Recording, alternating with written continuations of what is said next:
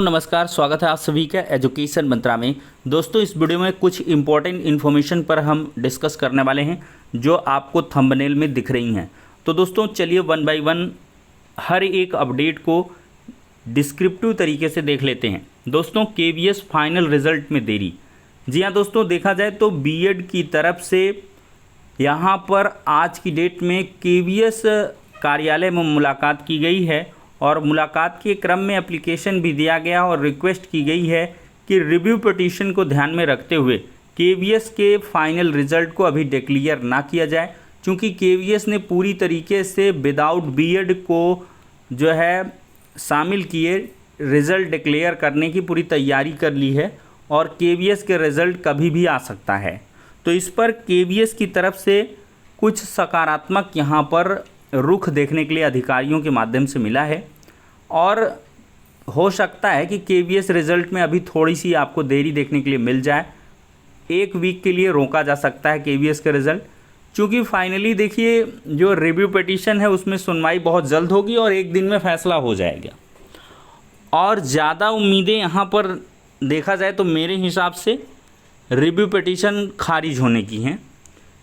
और देखिए review petition में किस ग्राउंड पर लाभ लेने की बात कही गई है। रिव्यू पिटीशन में ये बातें हैं कि 11 अगस्त का जजमेंट कब से प्रभावी होगा। एक तरीके से एक क्लैरिफिकेशन भी कहा जा सकता है, क्लैरिफिकेशन भी लगी हुई है कि ये जजमेंट कब से प्रभावी है और इस जजमेंट को 11 अगस्त के बाद से ही लागू किया जाए। और 11 अगस्त के पहले जिन्होंने बीएड कर लिया है, चूँकि संवैधानिक गजट के आधार पर छात्रों ने किया है, तो इसमें छात्रों की कोई गलती नहीं है। और छात्रों के पक्ष को ध्यान में रखते हुए, क्योंकि करोड़ों बीएड डिग्री धारक यहाँ से एग्रीव्ड होंगे और इसके साथ ही साथ पिछले कई दशकों से बीएड को ब्रिज कोर्स कराकर प्राथमिक विद्यालयों में नियुक्तियाँ दी गई हैं, तो उस आधार पर बीएड को रिलीफ ग्रांट करने की मांग की गई है। और साथ ही साथ दोस्तों देखा जाए तो रिव्यू पिटीशन में 11 अगस्त के बाद जजमेंट लागू करने का भी रिक्वेस्ट किया गया है। और पश्चिम बंगाल के सिनारियों में देखा जाए जो रिक्रूटमेंट जैसे उत्तर प्रदेश में पूरा हुआ है, तो इन सब पर भी सुप्रीम कोर्ट से स्थिति स्पष्ट करने के लिए कहा गया है। और साथ ही साथ इस आदेश को 11 अगस्त के बाद प्रभावी किया जाए, रेट्रोप्रोस्पेक्टिवली लागू न किया जाए। इन तरह की सारी बातों को लेकर ये रिव्यू पिटीशन ग्राउंड्स पर लगी हुई है। तो दोस्तों यहाँ पर देखा जाए तो इसकी उम्मीदें कब हैं। बहुत एक्सट्रीम कंडीशन में कोर्ट ने अगर कुछ किया तो किया, अन्यथा जो है मेरे हिसाब से लाभ की उम्मीद गुंजाइश काफ़ी कम है, क्योंकि विस्तृत आदेश अगर 46 पन्नों का आप पढ़ेंगे तो उसमें जिन ग्राउंड्स के आधार पर बीएड को बाहर किया गया है वो बिल्कुल सटीक ग्राउंड्स हैं। अब दोस्तों देखा जाए तो बीएड वर्सेस बीटीसी मामले में एक बड़ा आंदोलन होगा बीएड छात्रों की तरफ से। बीएड को अध्यादेश के ज़रिए शामिल करने की मांग को लेकर बहुत जल्द जो दिल्ली है वहाँ पर एक बड़ा आंदोलन होगा। मे बी ये रामलीला मैदान में हो, जिसमें कि हज़ारों की संख्या में बीएड डिग्री धारक इकट्ठे हो सकते हैं और इसके लिए परमिशन भी मांगी जा रही है। और साथ ही साथ एनसीटी कार्यालय में भी बड़े आंदोलन किए जा सकते हैं। तो इसकी रणनीति बीएड छात्रों की तरफ से लगातार बनाई जा रही है। जैसी ये अपडेट आपको मिलती है हम सभी को अपडेट्स को आप सभी को प्रोवाइड करेंगे। तो दोस्तों अब चलिए अगली अपडेट है, यूपी में संविदा पर भर्ती होगी। दोस्तों देख सकते हैं जूनियर हाई स्कूलों में संविदा पर रखे जाएंगे बाबू और चपरासी। प्रदेश के 3049 सहायता प्राप्त जूनियर हाई स्कूलों में बाबुओं और चपरासियों की नियुक्ति अब संविदा पर होगी। शिक्षा निदेशालय ने आउटसोर्स और संविदा पर भर्ती के लिए प्रस्ताव भेजकर शासन से अनुमति मांगी थी।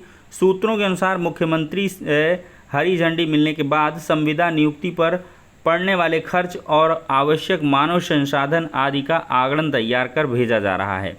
इन स्कूलों में 1988 के पहले तक लिपिक के 1 और चपरासी के 3 पद हुआ करते थे। 500 से अधिक छात्र होने पर 2 लिपिकों की नियुक्ति का नियम था। अब दोस्तों देखिए क्या है कि संविदा पर बाबू नियुक्त होंगे और चपरासी नियुक्त होंगे। तो सरकार देखा जाए तो संविदा की तरफ धीरे धीरे बढ़ रही है, इसमें भी हो रहा है और वो दिन दूर नहीं है जब बेसिक में भी आपको संविदा पर भर्तियां देखने के लिए मिल सकती हैं। क्योंकि देखिए संविदा पर जो चपरासी की है और एक कह लें अभी न्यूज़ आई थी जिसमें 2-2.5 लाख लगभग कर्मचारियों को नियुक्त किया जाएगा। जो गार्डी का काम करेंगे, सुरक्षा का, चौकीदार की और चपरासी की बात थी, वो भी संविदा पर रखे जाएंगे। तो पहले 4th क्लास, 3rd क्लास, फिर टीचर्स की भी में भी संविदा पर नियुक्तियां होनी शुरू हो जाएं। चूँकि यहाँ पर ह्यूमाना पीपल टू पीपल संस्था के माध्यम से कई ज़िलों में प्रायोगिक तौर पर 30-30, 35-35 टीचर संविदा पर नियुक्त किए जा रहे हैं और सरकार से 5 साल का MOU पर साइन भी हुआ है। तो ये धीरे धीरे चीज़ें चल रही हैं। दोस्तों, यहाँ पर मंडलीय अध्यक्ष उत्तर प्रदेश सीनियर बेसिक शिक्षक संघ नंदलाल त्रिपाठी क्या कहते हैं कि मानक के अनुसार लिपिक और अनुचर की नियुक्ति होना आवश्यक है। 2018 के बाद से तमाम स्कूलों में अनुचर और लिपिक नहीं है, इनके बिना स्कूल संचालन में असुविधा हो रही है। तो दोस्तों, यहाँ पर संविदा पर भर्ती की पूरी तरीके से तैयारी हो चुकी है और बहुत जल्द इसका विज्ञापन भी निकाला जा सकता है। संविदा पर देखिए दोस्तों, क्या होता है कि सैलरी वगैरह लगभग वही रहती है, लेकिन अनसर्टेनिटी जॉब की बनी रहती है। सरकार के प्रसाद पर्यंत कार्य होता है। अगर सरकार चाहे कभी भी संविदा आधार पर जो हुई नियुक्तियां हैं उनको निरस्त कर सकती है। अगली अपडेट है दोस्तों, बिना ब्रिज कोर्स बेसिक शिक्षक बने B.Ed डिग्री धारक अब मुश्किल में हैं। ट्रेनिंग नहीं करवा सका विभाग, अब शिक्षक खुद कर रहे मांग। ब्रिज कोर्स को लेकर ऐसे फंसा पेच। तो यहाँ पर बेसिक शिक्षक के लिए B.Ed की डिग्री अमान्य कर दी गई सुप्रीम कोर्ट से। ऐसे में बिना ब्रिज कोर्स के 3 साल से नौकरी कर रहे B.Ed डिग्री धारकों को चिंता सताने लगी है। विभाग इनको अब तक ब्रिज कोर्स नहीं करवा सका है। अब शिक्षक खुद ब्रिज कोर्स करवाने की मांग कर रहे हैं, लेकिन भर्ती को लेकर चल रहा विवाद इसमें रुकावट बन रहा है। बेसिक शिक्षक बनने के लिए BTC अब DLED ही शैक्षिक अर्हता है। समय समय पर विशिष्ट BTC के तहत B.Ed डिग्री धारकों को भी इसमें मौका दिया गया। इसके लिए उनको 6 महीने का विशिष्ट BTC ब्रिज कोर्स करना जरूरी है। जब भी B.Ed वालों को भर्ती मौका दिया तो उनको ज्वाइनिंग से पहले 6 महीने का ब्रिज कोर्स कराया गया। ऐसे में 69,000 शिक्षक भर्ती 2000 में की गई। इसमें भी BTC के साथ B.Ed वालों को मौका दिया गया। इनको बिना ब्रिज कोर्स करवाए सीधे ज्वाइनिंग दे दी गई। तब से नौकरी कर रहे हैं और पूरा वेतन मिल रहा है। इनकी संख्या करीब 20,000 है। अब सुप्रीम कोर्ट ने एक आदेश दिया है कि B.Ed वाले शिक्षक भर्ती के लिए अमान्य हैं।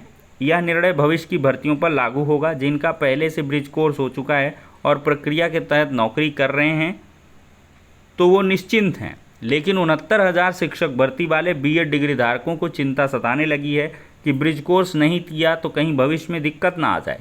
इसके लिए हाल में ही राष्ट्रीय शैक्षिक महासंघ ने मुख्यमंत्री को पत्र लिखकर ब्रिज कोर्स करवाने की मांग की है। महासंघ के प्रदेश प्रवक्ता वीरेंद्र मिश्र ने मुख्यमंत्री को पत्र लिखकर NCT के नियम का हवाला देते हुए कहा है कि जल्द ही इन सभी का ब्रिज कोर्स करवाया जाए। दोस्तों, देखा जाए तो यहाँ पर NCT का नियम पहले से ही है कि B.Ed डिग्री धारकों को बेसिक शिक्षक बनाया जाए तो पहले 6 महीने का ब्रिज कोर्स कराया जाए। तो ये असल समस्या है 69,000 में। खैर, इसका भी मामला चल रहा है और सुप्रीम कोर्ट से लेकर हाई कोर्ट तक केस लगे हुए हैं। जो जैसी इन्फॉर्मेशन आएगी आप सभी को प्रोवाइड की जाएगी। तो इस वीडियो में इतना ही, नेक्स्ट में मिलते हैं।